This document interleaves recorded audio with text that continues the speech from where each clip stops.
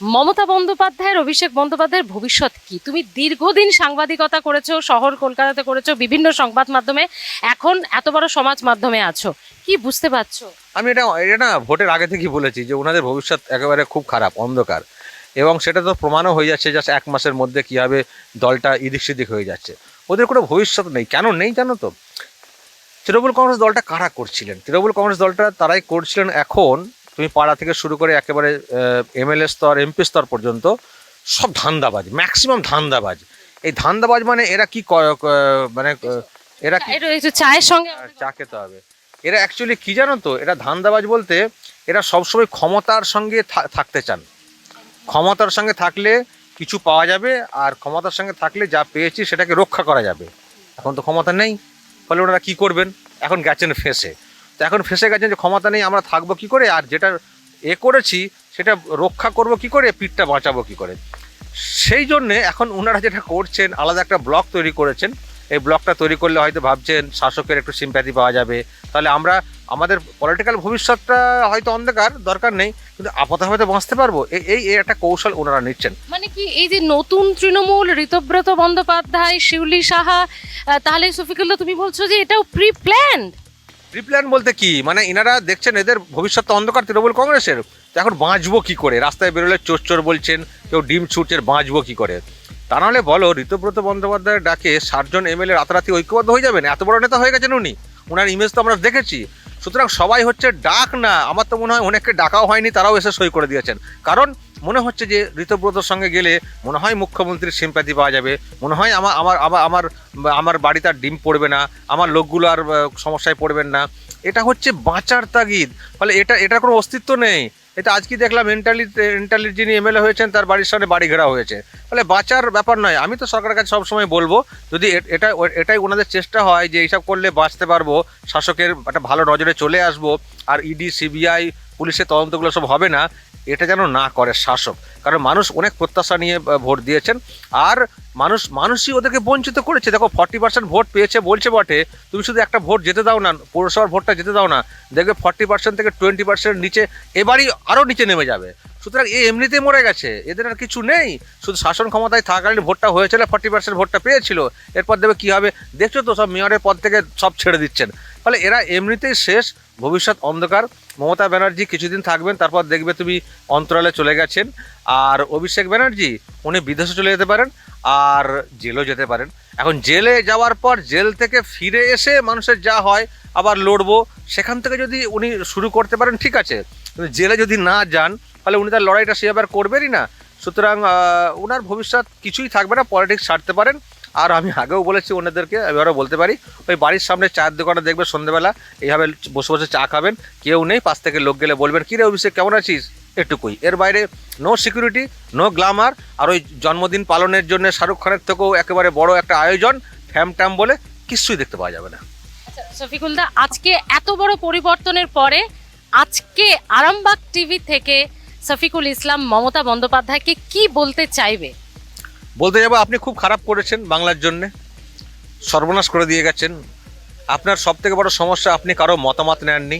উপদেষ্টা পরামর্শদাতা ছিলেন শুনেছি, তার পরামর্শ নিয়ে চলতেন বলে আমার মনে হয় না, চললে এইভাবে ডুবতো না।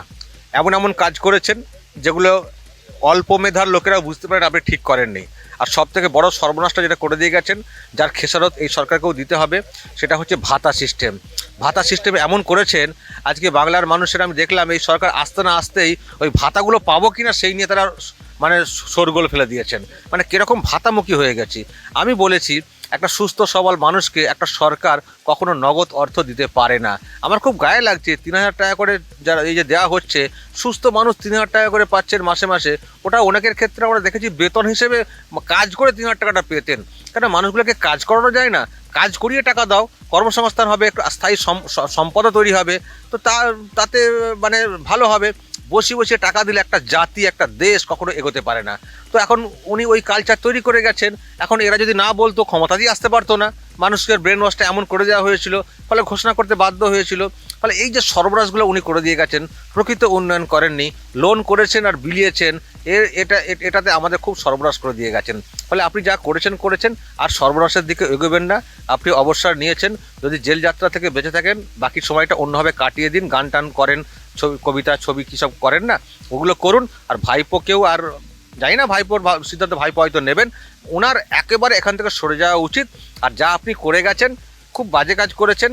আপনার দুর্ভাগ্য হবে এটাই, আপনি হয়তো বলবেন এগিয়ে বাংলা অমক তমক অনেক কিছু বলে গেছেন, কিন্তু আপনাকে মুখ্যমন্ত্রী হিসাবে কোনো মানুষ এখানে আর এগিয়ে রাখবেন না। মানুষ আপনাকে মনে রাখতে পারেন ওই কারণে খারাপ হিসেবে যে আপনি বাংলাটার সর্বনাশ করে দিয়ে গেছেন, এটাই হবে আপনার রেকর্ড। তাহলে আপনি যা করেছেন আপনার তার তার সেটা আপনি তার মানে পরিচিতি আপনি নিজেই তৈরি করেছেন, এই হচ্ছে ব্যাপার। এর বাইরে আর কি বলবো। আর বিরোধী মানে তুমি যেহেতু বিরোধী সত্তা, প্রতিবাদী সত্তার একজন মানুষ, বিরোধী ছাড়া পশ্চিমবঙ্গের বিধানসভা বা গণতন্ত্র এটা কি ভালো হবে? এটাও তো ভালো হবে না শফিকুল্লাহ। একেবারেই না। দেখো আমাকে লোকে মনে করেন, বিরোধিতা করবে কে?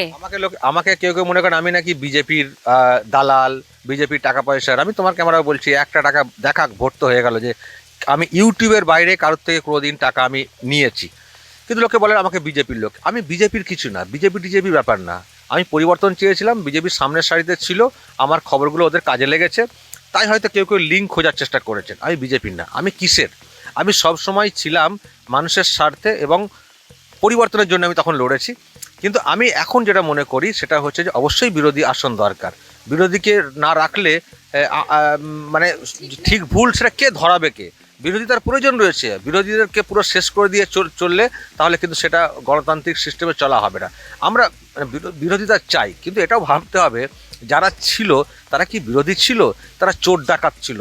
তারা চোর ডাকাত, ফলে তারা নিজেরাই বিরোধী থাকতে পারবে না। তারা ঠিক আপোষের জায়গায় চলে যাবে, একটা সেটিং ফিটিংয়ের জায়গায় চলে যাবে। ওরা বিরোধী না। বিরোধী নিশ্চয়ই এই রাজ্যের একটা মানুষ, একটা অংশের মানুষ তারা বিরোধী অবস্থানে থাকবেন। তারা নতুন নেতা, নতুন কাউকে খুঁজে নেবেন। তারা দেখবে তুমি আবার সামনের সারিতে দেখবে নেতা হিসেবে তারা চলে আসবেন। যাদেরকে তুমি দেখছো তৃণমূল কংগ্রেস, এরা কিন্তু বিরোধী হিসেবে থাকবে না। 80টা এমএলএ থাকতে পারেন, 40টা এমপি থাকতে পারেন, তুমি দেখো না কিছুদিন পর বিরোধী হিসেবে তৃণমূল কংগ্রেস থাকবে না, অন্য বিকল্পের একটা উত্থান ঘটবে। একদম ভালো একটা ইস্যু মনে করিয়ে দিলে।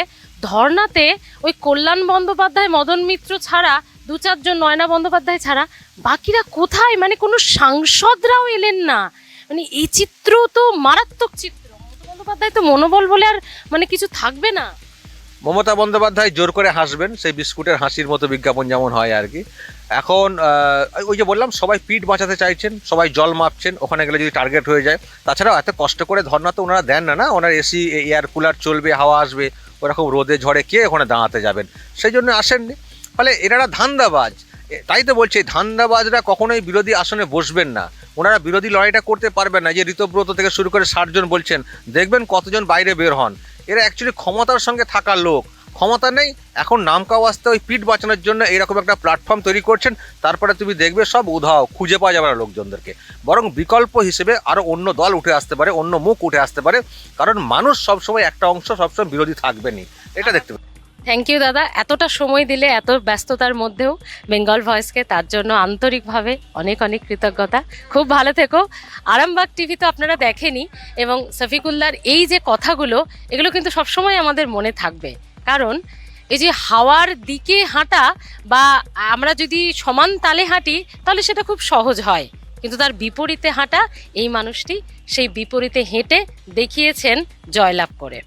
আজ এ পর্যন্তই। অনেক গল্প হলো, কেমন লাগলো কমেন্টে জানাতে ভুলবেন না। দেখতে থাকুন আরামবাগ টিভি আর অবশ্যই বেঙ্গল ভয়েস।